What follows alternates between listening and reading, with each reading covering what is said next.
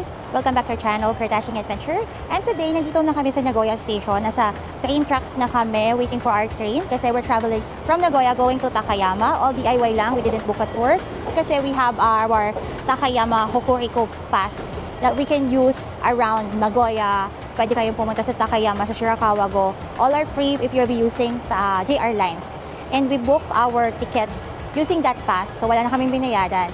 We're riding the Hida Limited Express. Ayun yung fastest way going to Takayama. And all are reserved lang. Yung mga seats doon, reserved seats lang. Wala, ang ingay naman niya. This is how the Hida 11 or the Hida Limited Express looks like inside. So meron siyang lagayan ng mga bag dito sa taas. At meron silang bag, luggage storage dito sa harapan ng car. Ito yung mga itsura ng seats nila. And maluwag naman siya. And yan, may table.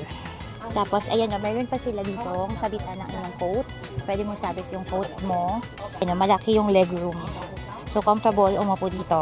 Kahit malayo yung biyahe, comfortable siya. Hindi din yung luggage mo dito kasya pa kapag wala kang malagyan na doon sa lagayan. Yan, so let's travel na going to Takayama. Ganito yung loob ng CR nila. So, yan, automatic pa din yung toilet dito. May mga pindutan. This is the flush button. Tapos may na ding sink. Maliit na sink. And mirror. Tapos mayroon din dito pa mag-change ka ng baby, diapers, pwede dito. Tapos pag mag-change ka ng clothes, pwede ka dito pumapak. Changing board. Meron din dito upuan ng baby. And automatic yung door dito. So, ayan o. Pipindutin mo lang. Ito, pipindutin mo lang to close. If you want to open, ito na yung pipindutin mo. And then, you have to lock it pag nasa loob ko.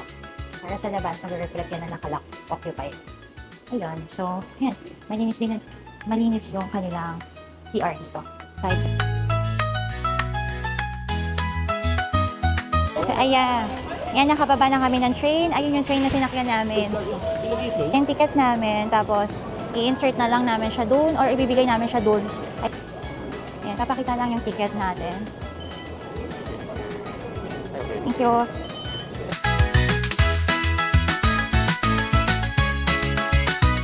So, ito muna yung ending ng ating vlog from our travel from Nagoya going to Takayama using the Hida Limited Express.